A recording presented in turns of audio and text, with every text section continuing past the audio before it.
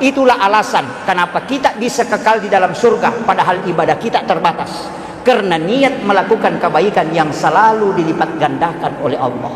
Itulah orang-orang yang beruntung yang berjalan di muka bumi. Kalau ini tidak dipakai, man rasa tongkolo 4 macam. Sokopatan rupa kan, hitam, kuning, putih, merah. Apa maknanya? Merah itu simbol api, kuning itu simbol angin, hitam itu simbol tanah, putih itu simbol air. Kenapa 4 unsur ini? Karena 4 unsur ini, api itu huruf alif karena dia berdiri. Kalau angin itu ruku, makanya huruf H. Kalau tanah ini sujud, makanya huruf mim. Kalau air ini duduk, makanya huruf dal. Alif, H, mim, dal. Tulisannya Ahmad.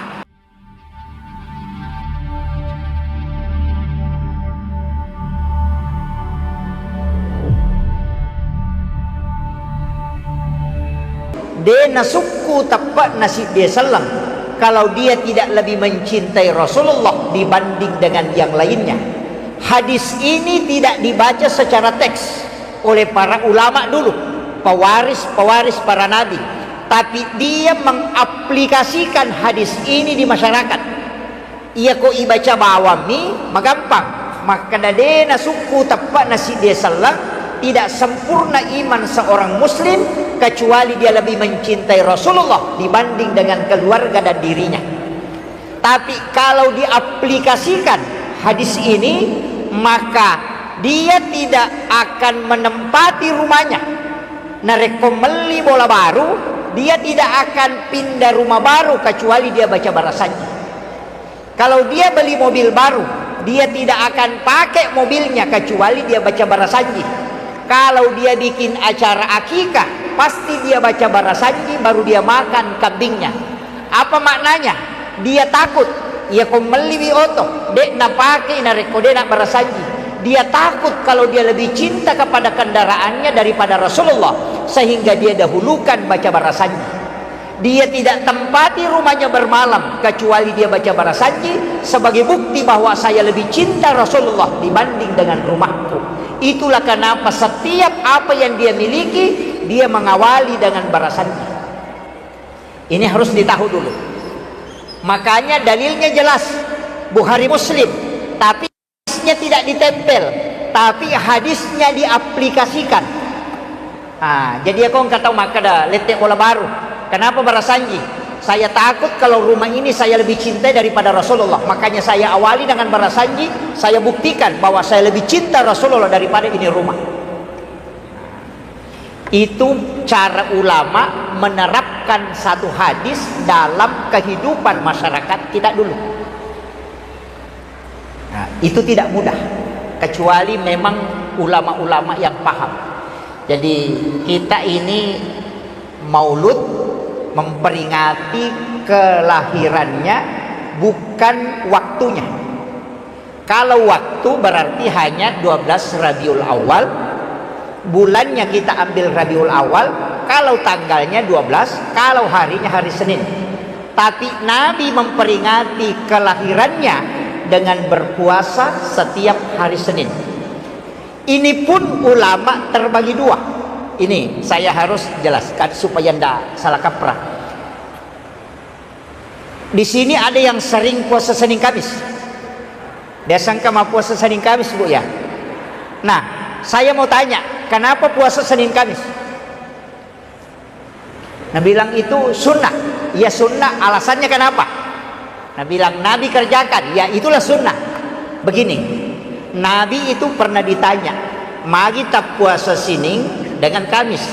Alasannya Nabi puasa Senin itu ada dua. Yang pertama, karena saya dilahirkan, kata Nabi, pada hari Senin. Yang kedua, wahyu pertama turun itu hari Senin.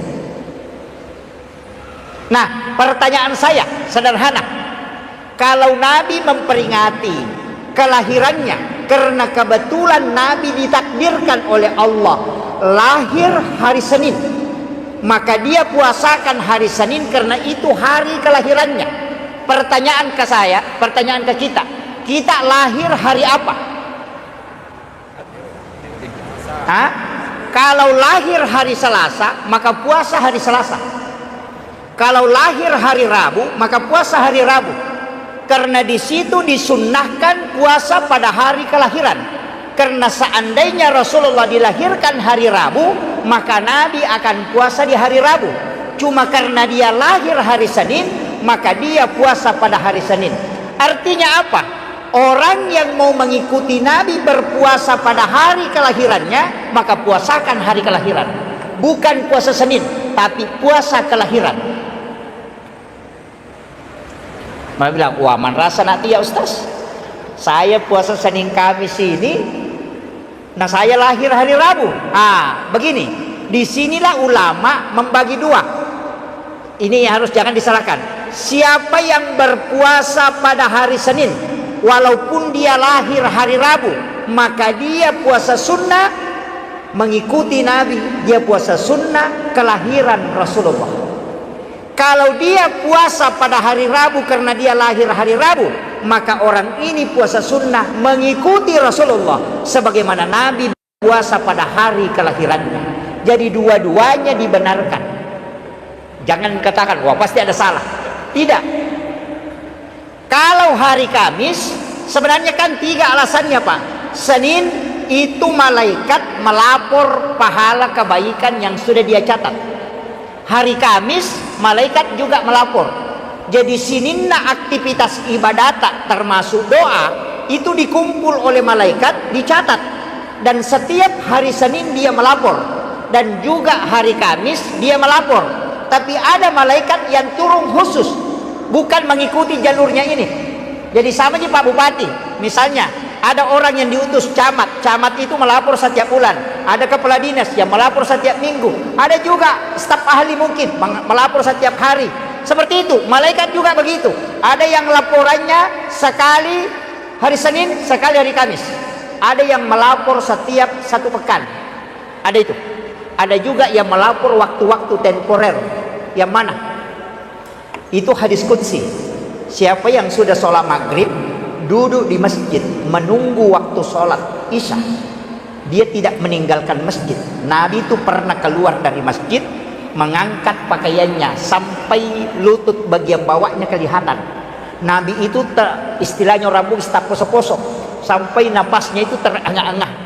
Kemudian dia meletakkan kedua lututnya di lantai di depan sahabatnya. Kemudian ada pada kata Nabi, saya baru saja didatangi oleh malaikat, disampaikan bahwa Allah membuka pintu langit. Coba, Allah membuka pintu langit dari sekian banyak pintu langit. Allah buka dan memberi kabar gembira kepadamu. Dan dia bertanya kepada malaikatnya, lihatkah engkau dengan hambaku yang sementara menunggu waktu sholat itu? Maka aku rahmati dia dan doakan dia. Jadi kalau mau dibukakan pintu langit, mau didoakan oleh malaikat dan dirahmati oleh Allah dan dimuliakan oleh Allah, jangan tinggalkan masjid sesudah sholat maghrib, tapi niatkan menunggu sholat isya, bukan mak gosip. Iya. Jadi denon roma sigi emat cerita, tapi dia tinggal di masjid untuk menunggu sholat isya. Inilah yang ulama fikih dengan ulama tirakat berbeda versi. Ini saya harus luruskan. Ulama fikih mengatakan hanya yang menunggu di dalam masjid dari sholat maghrib menunggu sholat isya yang dibukakan pintu langit dan dirahmati oleh Allah dan didoakan oleh para malaikat. Ulama tarekat mengatakan tidak, karena yang disebutkan dalam hadis qudsi adalah orang yang meninggalkan sholat fardu dan menunggu sholat fardu berikutnya. Makanya sujud terakhir sholat asar nanti niatkan memang untuk sholat maghrib. Maka bapak kemana saja berarti menuju ke sholat, dan orang itu selalu dirahmati oleh Allah. Ia naruyasa sampai tepat tuh. Ini kalau ulama pakai. Nah, kalau ulama fikih tadi yang tinggal di masjid. Kalau ulama tarekat tidak. Biar tinggalkan masjid, laksanakan tugas. Yang menjual, yang di kebun-kebun, yang pegawai kayak Pak Bupati tetap jalankan tugasnya, tapi mesti di sujud terakhir niatkan memang untuk sholat. Jadi niat sholat dengan niat mau sholat itu berbeda. Ya kau niat sempajang, ya kau takbiratul ihram ki. Kalau niat mau sholat di sujud terakhir. Makanya kenapa Isra Mi'raj itu 2 di tempat disebut, minal masjidil haram ilal masjidil aqsa. Hanya 2. Tidak disebutkan minal masjidil haram ilal madinah wa buki tursina wa baital lahmi wa masjidil aqsa. Karena Nabi kan dari Makkah ke Madinah, dari Madinah ke Bukit Tursina, dari Bukit Tursina baru ke Baitul Lahmi, dari Baitul Lahmi baru masuk ke Masjidil Aqsa. Tapi kenapa dua jadi disebut? Masjidil Haram ke Masjidil Aqsa, padahal 5 tempat ditempati. Itu pesan. Ini untuk para pejabat, kepala dinas atau apa.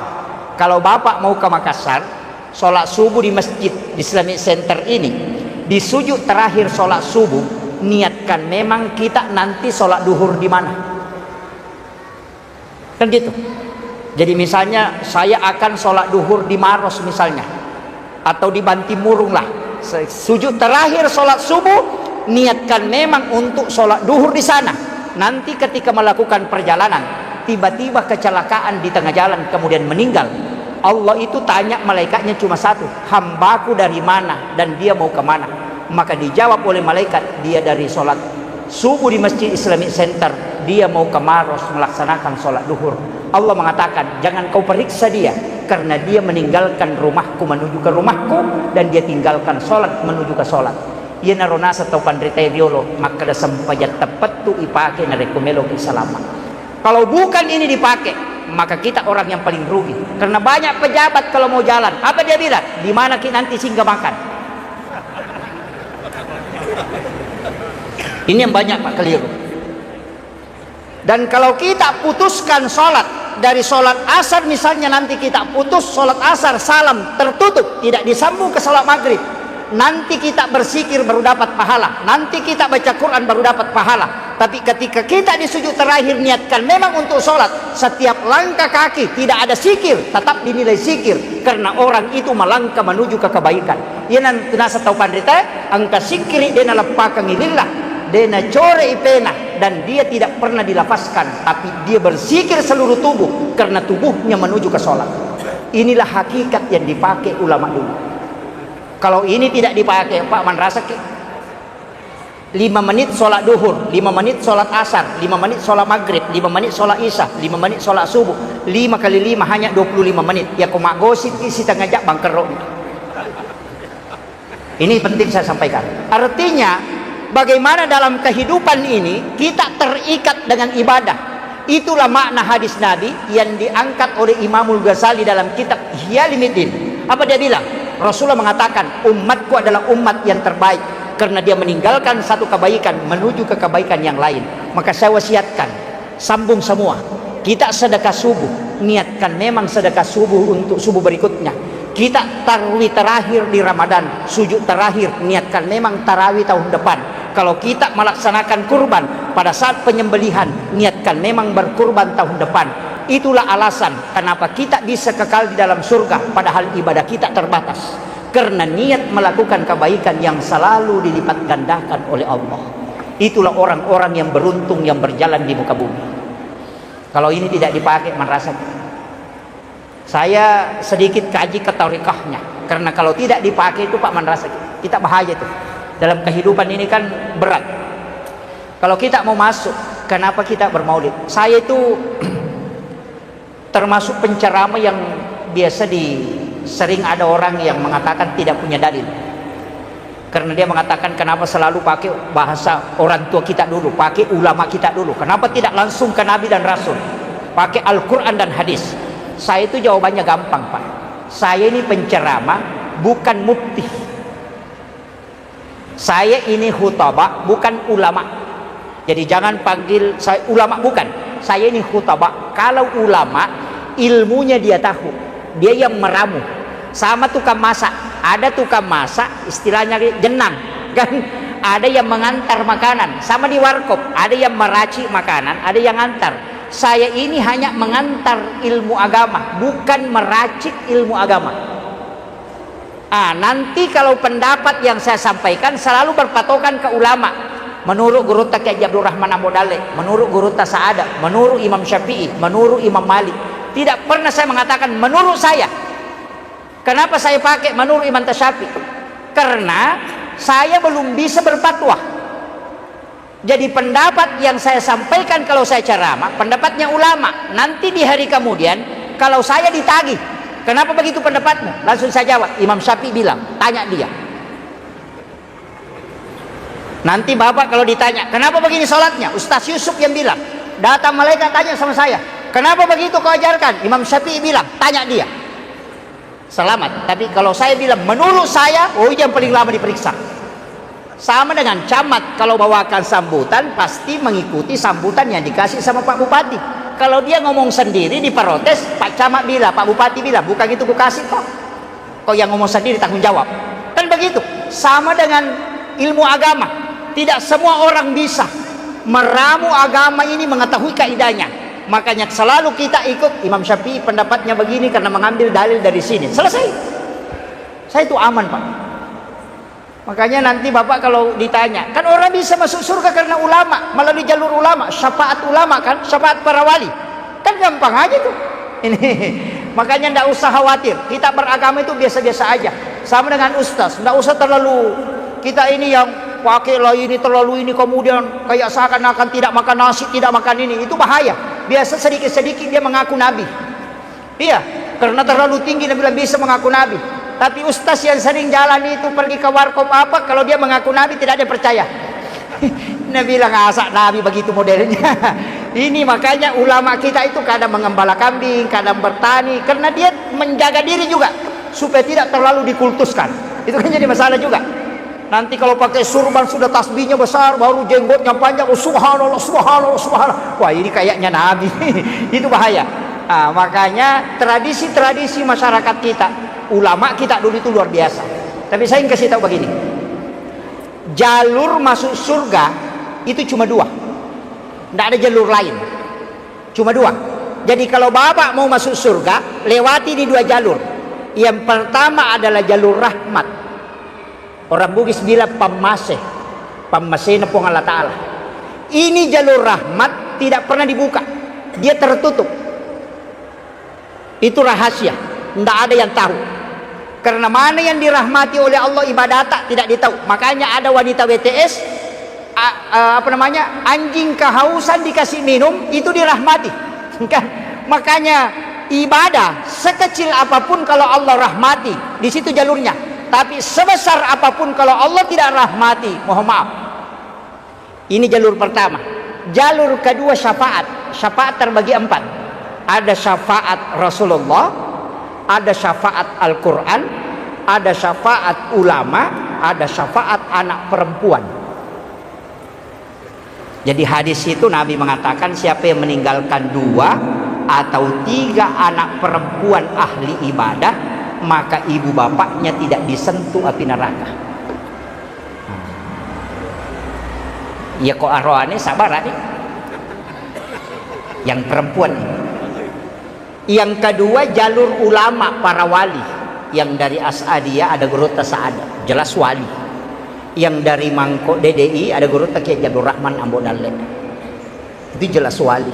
Kami yang dari Nahdiyin NU ada Hadratus Syekh Hasyim Asy'ari, ada Ki Halil Bangkalan Madura, itu jelas wali. Ulama ini bisa kita dapat syafaatnya. Nah itu makanya, dan itu hadis. Kemudian syafaat Al-Quran, wah ini paling bagus. Karena syafaat yang paling tinggi mengalahkan syafaatnya Rasulullah itu syafaat Al-Quran. Karena kalau Rasulullah nanti di dalam neraka, umatnya baru Nabi masuk bolak-balik mengambil, berarti masuk neraka dulu baru diambil. Tapi kalau Al-Quran membentengi orang supaya dia tidak masuk. Makanya penghafal Al-Quran itu paling aman. Tapi kalau dia lupa hafalannya paling celaka. Iya, karena tidak ada yang membuat Rasulullah menangis di dalam neraka kecuali dia melihat penghafal yang sudah berenang di atas bara api, kemudian keluar api dari mulutnya. Itu para penghafal Al-Quran yang lupa hafalannya. Iya, makanya kalau mau selamat jangan hafal. Nah, itu. Iya. Makanya banyak penghafal Al-Quran itu tidak hafal juz 30. Sengaja, karena yang paling ruwet diingat itu juz 30. Iya. Karena di situ banyak sama-sama ujungnya. Gitu. Makanya imam penghafal Al-Quran itu kadang takut mengambil juz 10 itu bacaan surah. Karena biasa belok-belok itu. Tapi kalau mungkin hafalannya insya Allah tidak. Iya. Kemudian, tapi jangan khawatir dengan itu, karena jalur masuk surga itu tadi kan banyak. Saya bukakan. Dua jalur ini juga dua jalur ibadah. Jalur rahmat dari mana? Itu ibadah wajib. Jalur syafaat itu ibadah sunnah. Makanya semua ibadah itu terbagi dua. Salat ada wajib, ada sunnah. Haji wajib, ada umrah sunnah. Syahadat wajib, ada sholawat yang sunnah. Puasa wajib, ada puasa sunnah. Kenapa ada wajib, ada sunnah? Sholat wajib itu lari ke rahmat, sedangkan sholat sunnah itu lari ke syafaat.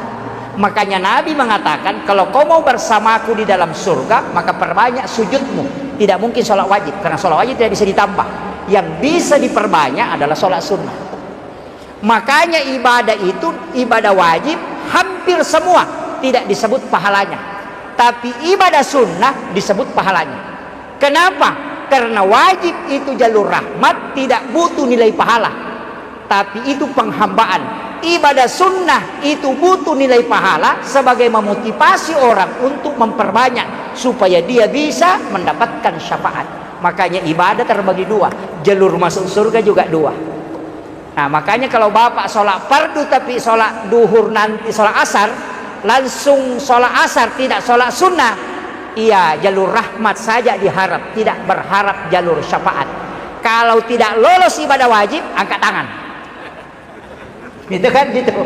Iya, kalau zakat saja masuk di basnas, tidak ada sedekah. Kalau zakatnya bermasalah, berarti rahmat tidak bisa dapat. Tapi kalau ada sedekah, nanti jalur syafaat.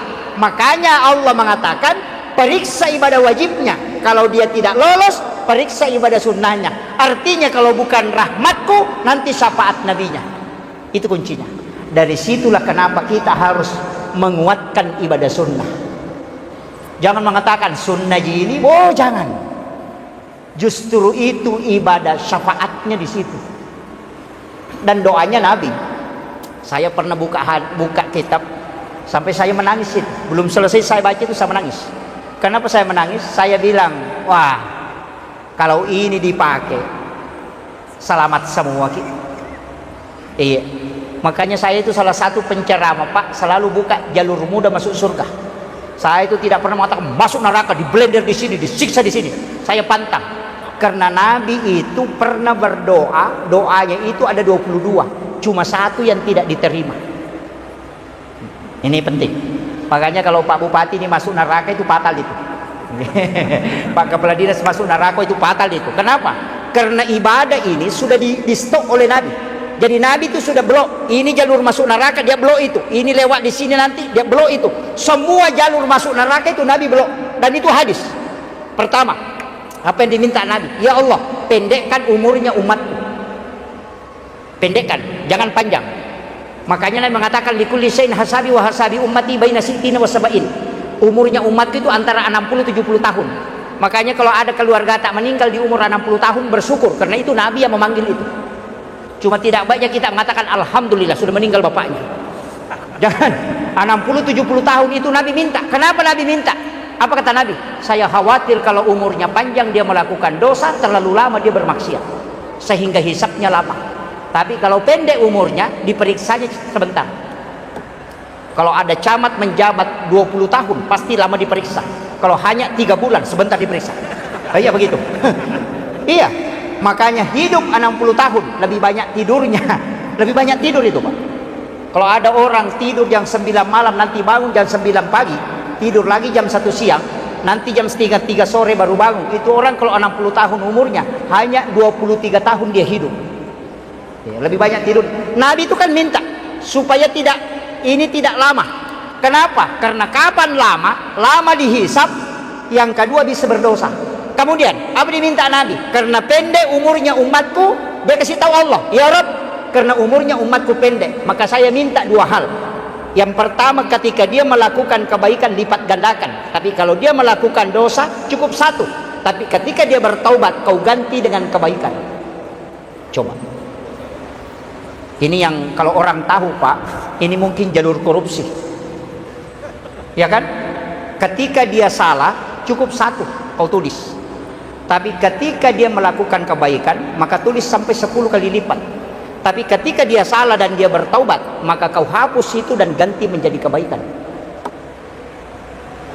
Coba, itu saking mudahnya. Sudah itu apa kata Nabi? Ini Nabi. Di mana kita bisa masuk neraka, Pak? Oh, jalurnya masuk neraka ini pintu. Nabi ketika keluar dari neraka, dia tanya neraka, wahai neraka, apakah ada yang bisa dibaca umatku sehingga tidak masuk ke sini? Neraka bilang, itu hadis sahih. Neraka bilang, ada Muhammad, suruh umatmu baca Allahumma ajirni minan nar salasa marat. Aku akan menutup pintuku sehingga dia tidak masuk. Makanya sesudah salam itu kan dibaca Allahumma ajirni minan nar, Allahumma ajirni minan nar.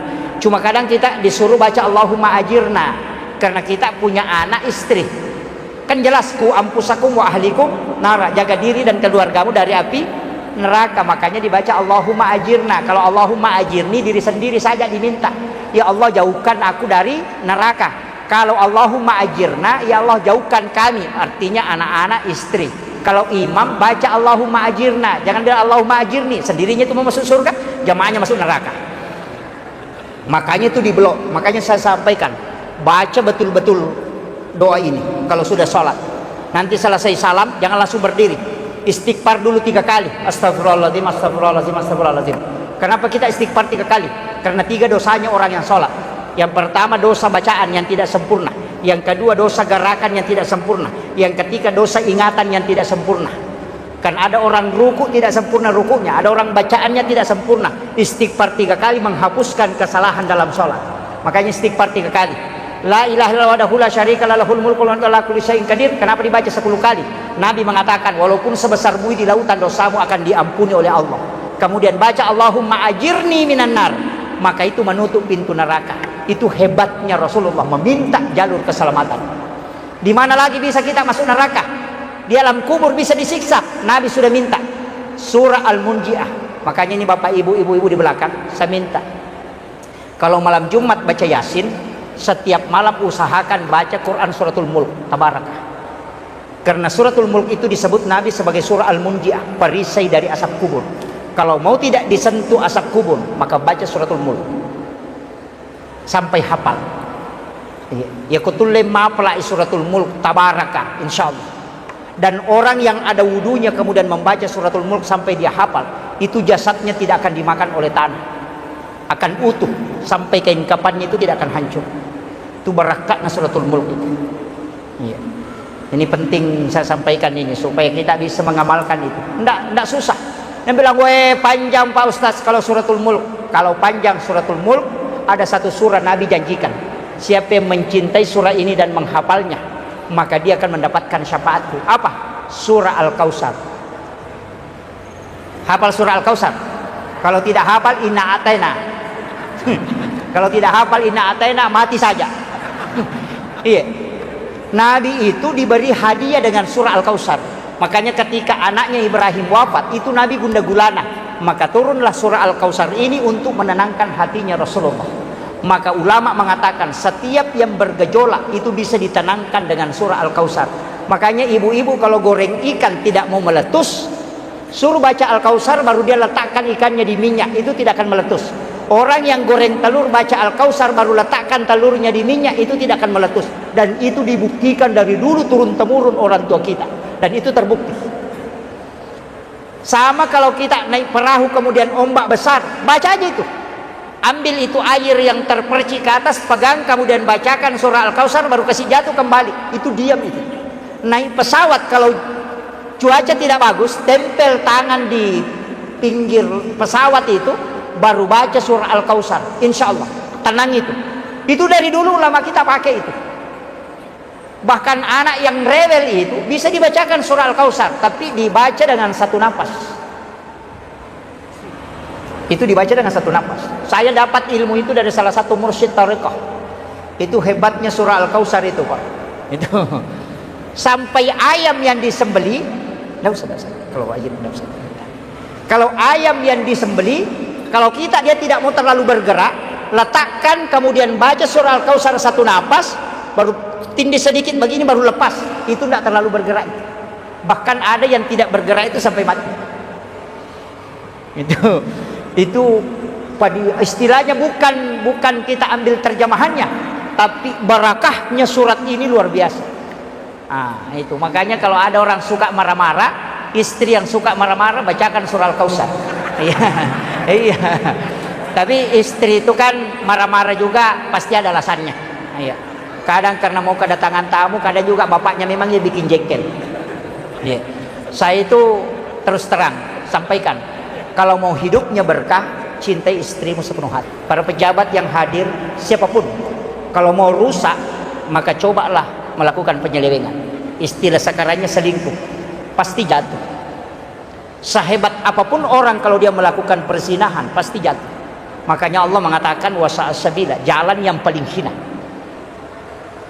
Pengusaha yang melakukan itu pasti jatuh. Tapi coba lihat, siapa yang paling tinggi kasih sayang dan cintanya kepada istrinya, pasti hidupnya berkah dan selalu diangkat derajatnya. Iya, itu aja kuncinya, Pak. Kalau mau buktikan, saya sering ceramahkan ini, bagaimana hebatnya Soeharto bisa memimpin dengan tangan besinya. Tapi kapan dia jatuh? Ketika Ibu Tien wafat. Tidak bisa dia melakukan apa-apa. Yang kedua, Pak Habibie hebat, siapa tidak mengakui. Tapi kapan dia tidak bisa melakukan apa-apa? Ketika Ibu Ainun tidak ada di sisi. Ada sekarang yang masih hidup, Panglima TNI, Bapak Susilo Bambang Yudhoyono, 2 kali jadi presiden. Bagaimana hebatnya ketika Ibu Ani masih hidup. Tapi setelah Ibu Ani meninggal, coba lihat, kebijakan politik tidak pernah menentu ketika dia melakukan kebijakan. Kenapa? Karena yang menopang keberkahan telah hilang. Dan itu bahaya. Kehebatan seorang pemimpin itu lihat siapa yang di belakangnya. Makanya Pak Bupati ini cuma 2 orang yang saya kagumi itu, Pak. Kalau bukan istri beliau, berarti ibunya. Karena 2 orang ini pasti hebat. Makanya kalau mau buka usaha apapun, saya diwasiatkan oleh guru kami, nah, kalau menikah, usahakan di mahar pernikahan itu ada uang, kau masukkan. Jangan hanya emas, paling tidak ada uang. Kenapa? Ketika kamu buka usaha, minta mahar itu kau jadikan sebagai pembuka usaha, dan insya Allah usahamu tidak akan bangkrut. Karena Allah janji bahwa di dalam mahar saya menyimpan barakah. Jadi ya komeloki mak buka usaha di mahar etalenge beneta tilau halalana tapake mula pak buka, insya Allah itu usaha tidak akan bangkrut. Maka dari apa nak kami sikit memang. Yang kedua, saya sampaikan ini penting ini. Perempuan suruh dia berdoa karena 3 kali lebih cepat doanya diijabah dibanding laki-laki. Itu hebatnya wanita. Makanya saya itu Pak jarang sekali berdoa. Paling dipastikan itu paling jarang. Saya kadang berdoa itu hanya untuk santri, hanya untuk jamaah. Kalau untuk pribadi jarang. Saya selalu minta ke istri. Saya cuma bikinkan ini yang saya butuh begini, saya ini minta. Dan ketika wanita yang sujud, itu malaikat sudah menunggu, pintu langit sudah terbuka sebelum dia mengangkat kepalanya. Itu saking berakahnya seorang wanita. Makanya kan saking mulianya wanita di hadapan Allah, menyiapkan saja minum untuk suaminya itu mengalahkan pahala jihad, kata Nabi. Coba. Makanya wanita itu kalau mau masuk surga paling gampang.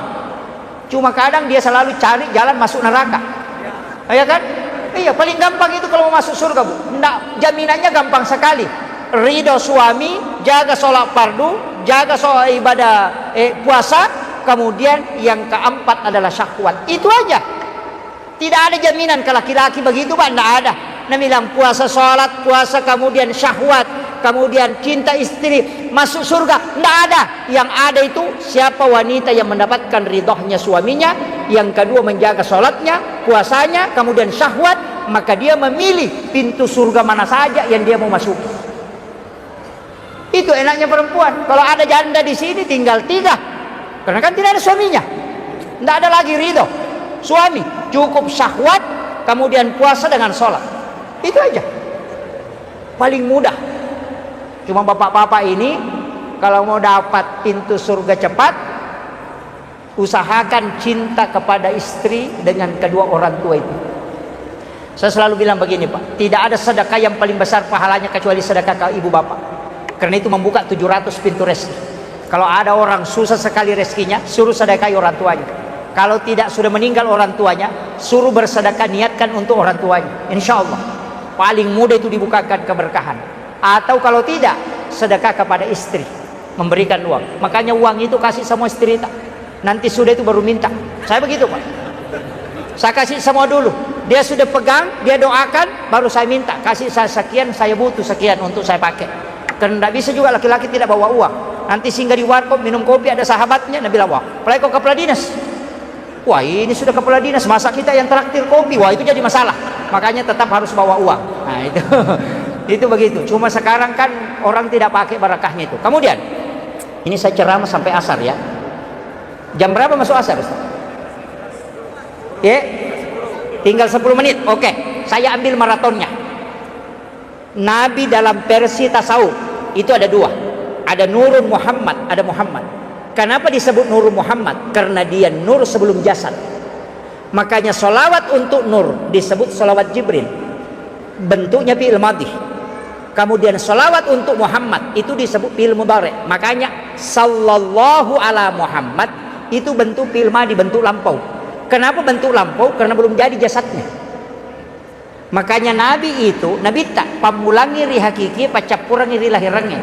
Apa maknanya? Di alam hakikat itu kan dalilnya jelas. Qad ja'akum minallahi nurun wa kitabun mubin. Telah datang dari Tuhanmu cahaya, baru wa kitabun mubin. Jadi Al-Quran, Taurat, Injil, Zabur itu belakangan. Yang pertama datang itu nur. Makanya disebut qad ja'akum minallahi nurun. Itulah Nurun Muhammad. Itu kuncinya. Kemudian semua nabi bersolawat. Nabi Adam solawat, Nabi Ibrahim solawat, Nabi Musa bersolawat.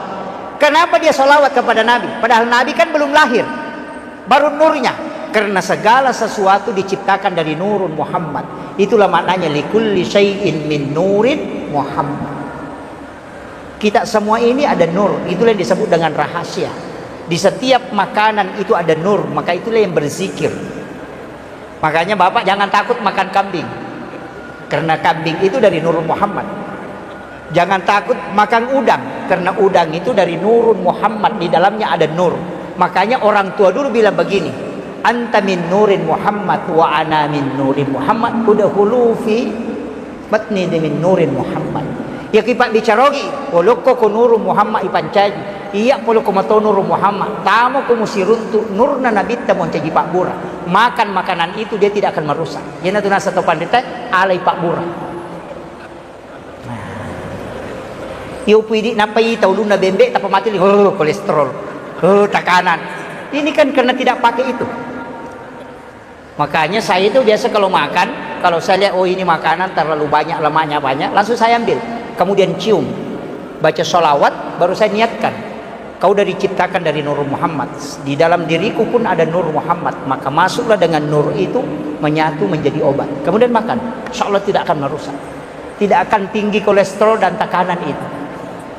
Itu yang dipakai orang tua dulu. Nah kada alai Pak Bura. Semua makanan.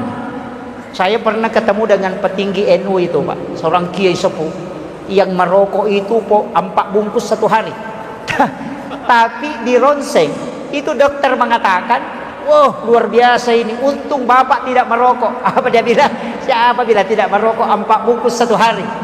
Ternyata dia pakai itu. Dia bacakan suratul Fatihah baru dia cium. Dia niatkan sebagai obat, dia racunnya dilepas, kemudian dia bakar. Makanya biasa kalau orang tua itu mau merokok, dia cium dulu baru dia bakar. Itu ilmunya. Ya, tapi saya tidak suruh bapak merokok.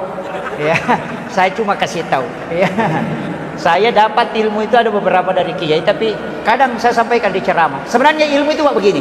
Ini penting saya luruskan. Ada tarekat, ilmu tasawuf, turun ke bawah ada ilmu hikmah, turun ke bawah ada ilmu tauhid, di bawah tauhid ini ada fikih. Makanya kajian Islam, kajian iman, kajian ihsan. Antara tasawuf dengan tauhid itu hikmah.